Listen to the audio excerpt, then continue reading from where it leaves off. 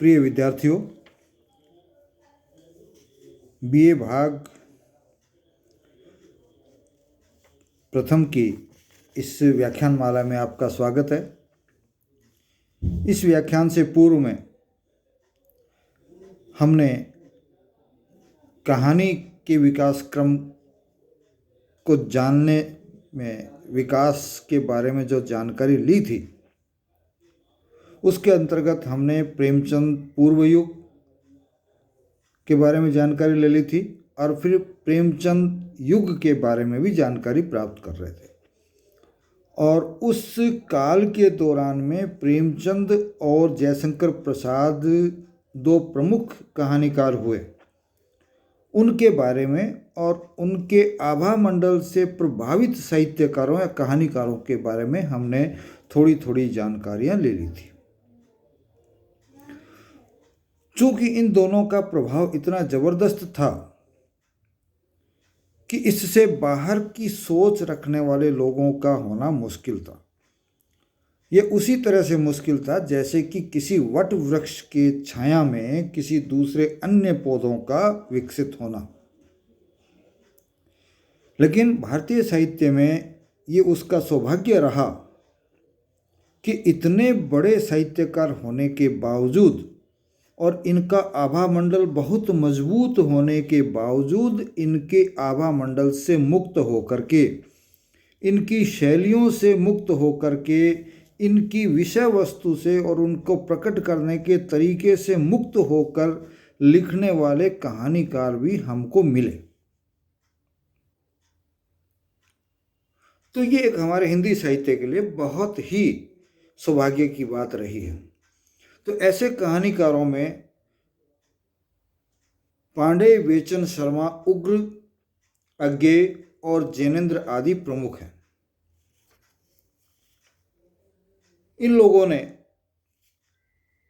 प्रेमचंद युग में भी कहानियां लिखी और प्रेमचंदोत्तर युग में भी कहानियां लिखी। तो कई लोग प्रश्नवाचक चिन्ह लगाते हैं कि ये तो प्रेमचंदोत्तर युग के कहानीकार हैं। तो कहानीकार किसी युग विशेष का नहीं होता। जिस युग में लिख रहा है उस युग का वो कहानीकार है। तो प्रेमचंद युग में इन्होंने कहानियां लिखी, तो ये प्रेमचंद युग में भी उन कहानियों की विशेषताओं को हम शामिल करेंगे। तो हम कह सकते हैं कि ये दोनों ही कालों में इनकी कहानियां हमको उपलब्ध हैं। सबसे पहले हम जो है इनकी विशेषताओं को जानेंगे। उनमें से हम सबसे पहले उग्र को लेते हैं। पांडे, बेचन शर्मा, उग्र जो हैं, उन्होंने जो कहानियां लिखी उन कहानियों की क्या विशेषताएं रही है। तो बेचन शर्मा, उग्र की जो कहानियां रही है उनमें पहली विशेषता थी कि प्रेमचंद के समान ही ये सामाजिक चेतना के लेखक माने जाते हैं। सामाजिक चेतना इनकी प्रेमचंद जी के समान थी। आदर्शवाद भी लगभग प्रेमचंद जी जैसा ही इनकी कहानियों में हमको मिलता है।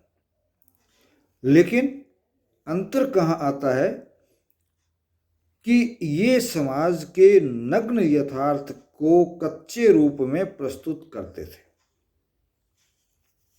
जबकि प्रेमचंद जी ने समाज की जो कमियां थी उनको नग्न रूप में प्रस्तुत नहीं किया।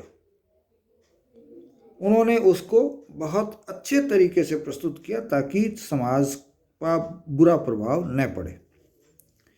और उग्र का इस तरह से नग्न रूप से यथार्थ को प्रकट करने के कारण ही इन्हें माना जाता है कि ये पश्चिम का जो प्रकृतिवाद था, पश्चिमी साहित्य के क्षेत्र में जो प्रकृतिवाद हुआ, ये उसी के अनुगामी रहे या उन्होंने उसकी नकल हमारे यहाँ की। जबकि ऐसी बात नहीं है कि आपने उनकी नकल की होगी। हाँ, ये हो सकता है कि उनकी तरह इन्होंने लिख दिया हो, तो ज़रूरी थोड़ी इन्होंने उनकी नकल की हो। ये सामान्य है, मानवीय प्रवृत्ति है, लेखक की ये प्रवृत्ति है कि ये चीज़ दो जगह समान आ सकती है। दूसरी जो विशेषता रही है उसको हम कमी भी कह सकते हैं कि इनकी कहानियों में अनुभूति की तीव्रता कम है। जो अपने आसपास के वातावरण के प्रति जो अनुभूति होनी चाहिए और जो अनुभूति प्रेमचंद और प्रसाद में थी और उनकी अनुभूति की जो तीव्रता थी, वो तीव्रता इनके साहित्य में, इनकी कहानियों में नहीं पाई जाती है। तीसरी जो चीज है,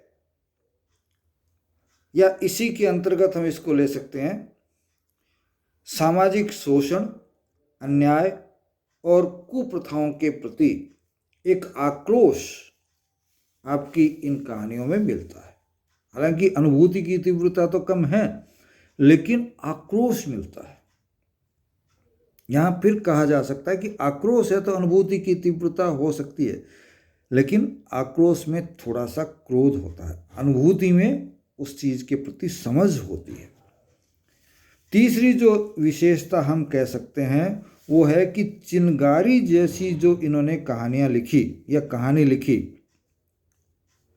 उसमें विद्रोहपूर्ण राष्ट्रीय चेतना को भी वाणी देने का प्रयास आपने किया है। अर्थात राष्ट्रीय चेतना भी आपकी कहानियों में मिलती है।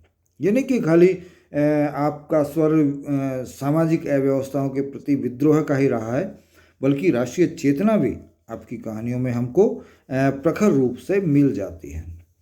इसके अलावा व्यंग्य का जो पैनापन है वो भी आपकी कहानियों में प्रखरता से मिल जाता है।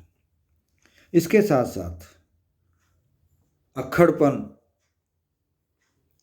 बेलोस भाषा और अपने आसपास क्या घटित हो रहा है उसके प्रति पैनी दृष्टि आपकी कहानियों की एक प्रमुख विशेषता रही है। पैनी दृष्टि के कारण विषय को समझते थे, फिर उस विषय को समझ करके ये नहीं है कि कुछ छुपाने की कोशिश करते थे,